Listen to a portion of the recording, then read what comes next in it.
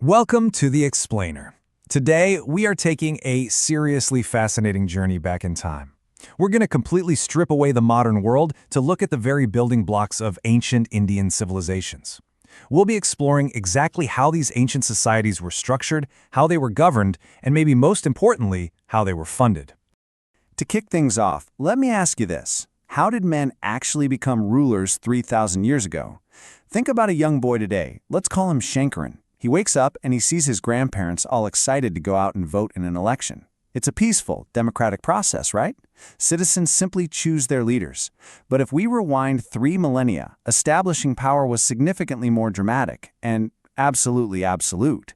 There were no ballot boxes. Instead, you had these incredible high-stakes displays of dominance. So here is our roadmap for The Explainer. We're going to systematically dissect the anatomy of these ancient empires. First, from rituals to rulers. Second, rise of the Mahajanapadas. Third, the Varna system. Fourth, funding the empire. And finally, number 5, a tale of 2 systems. Let's get right into it. Okay, let's dive into this. Section 1, from rituals to rulers.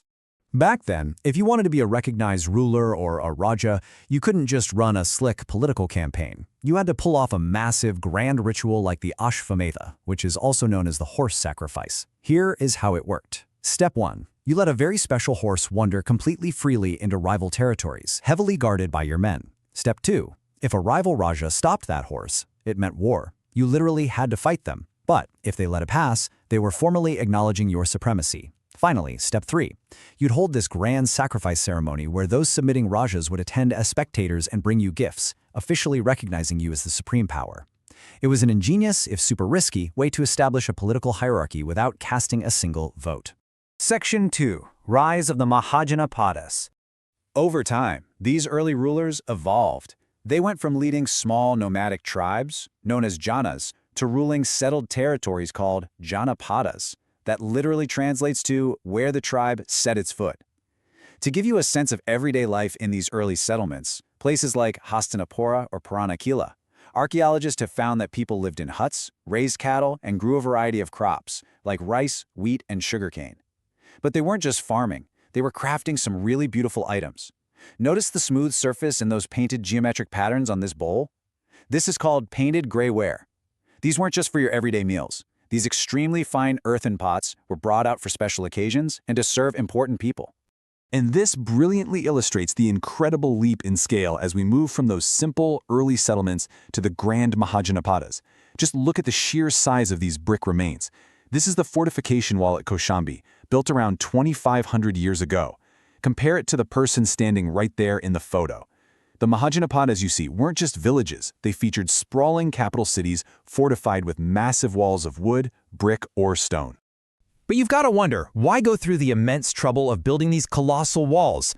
Well, the reasoning was highly strategic. First up, defense. These walls protected against enemy attacks. Second, it was a massive flex, a physical demonstration of the king's wealth and strength to rival rulers. Third, having a walled city made it so much easier for the king to monitor and control the land and the population inside. And finally, building a wall of this magnitude required enormous labor. We're talking thousands of men, women, and children preparing literally millions of bricks. That alone reflected a highly advanced level of administrative planning and resource management. Section 3. The Varna system. Now, it wasn't just physical walls that were being built to organize the population during this time. Rigid social walls were structuring ancient Indian society as well. To really understand the internal dynamics of these empires, we have to look at how ancient texts categorized people. Basically, there were 4 main varnas, or social categories, which were largely based on occupation. The Brahmins were the priests and teachers. They were expected to study the Vedas and perform the rituals. The Kshatriyas were the warriors and rulers, tasked with fighting battles and protecting everyone. Then you had the Vaishyas, the farmers, herders, and traders, who were the backbone of the economy. And finally, the Shudras, who were expected to serve the other 3 groups. The texts from this era make it clear this was a strict hierarchy. Groups like the Shudras, as well as women, were actually excluded from participating in many rituals and political assemblies. So the crucial point is, Section 4, funding the empire. How on earth did the rulers afford all of this? Maintaining these grand Mahajanapadas, building those colossal walls we just looked at, and keeping year-round standing armies with regular salaries, that requires serious, sustained capital. The secret to funding these massive states was regular, structured taxation. Gone were the days of just relying on occasional gifts from the people. The most critical revenue source for the entire empire was the baga, or crop tax. Since the vast majority of the population were farmers, taxing their agricultural produce was literally the backbone of the economy. This tax was strictly fixed at 1/6 of the total crop yield for the king, leaving 5/6 for the farmer. But hey, the tax collectors didn't stop at the farms. The entire society was organized to contribute directly to the state's wealth. If you were a craftsman, like a weaver or a blacksmith, you often paid your tax in labor. You might work 1 day a month for the king, entirely for free. Herders paid their share in animals or animal product. Traders were taxed on the goods they bought and sold in the markets. Even hunter-gatherers had to bring valuable forest produce, like elephant tusks or furs, as a tribute to the Raja. Absolutely everyone was woven into this economic engine. Now, think about it. Taxing 1/6 of the crops only works if you're actually producing enough food to survive the cut, right? Thankfully, this exact period saw an agricultural revolution that drastically boosted yields, making these high taxes totally sustainable. Two massive innovations happened. First, the introduction of heavy iron plowshares. These could easily turn over the thick, clayey soil that the older wooden plows just couldn't handle. Second, the technique of paddy transplantation.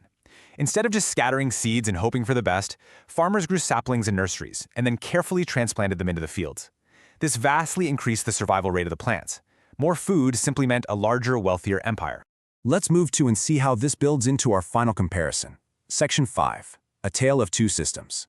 We are going to look really closely at two neighboring Mahajanapadas that took wildly different approaches to governance and statehood. First up, let's look at Magadha. Over about 200 years, Magadha emerged as the absolute superpower of ancient India. Why? Well, it was all about location. Location, location. Magadha hit the geographic jackpot. It had the Ganga and Son rivers flowing right through it. That meant cheap transport, super reliable water supplies, and incredibly fertile land.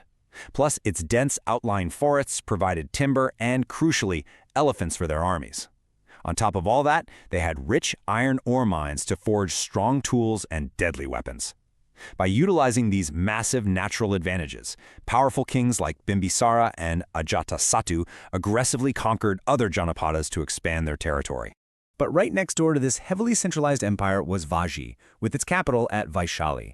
And you guys, their political systems were night and day. Magadha was a classic monarchy, centralized, absolute power resting solely in the hands of a single king. Vajji, however, operated under a system known as a Gana or Sangha. Think of it as an early form of a republic. There wasn't just one ruler, there were many, sometimes thousands, and they were all referred to as Rajas. They shared decentralized power, they performed rituals together, and most importantly, they made decisions collectively through robust debate and discussion in these grand public assemblies. Which brings us to a fascinating final thought for this explainer. Could the survival of an entire state depend simply on holding frequent public assemblies? According to our historical texts, when that aggressive king of Magadha, Ajatasattu, wanted to attack Vajji, he actually sent a minister to the Buddha for advice. And the Buddha reportedly said that the Vajjis would continue to prosper as long as they held full and frequent public assemblies, acted together, and respected their established rules. It really makes you wonder, doesn't it?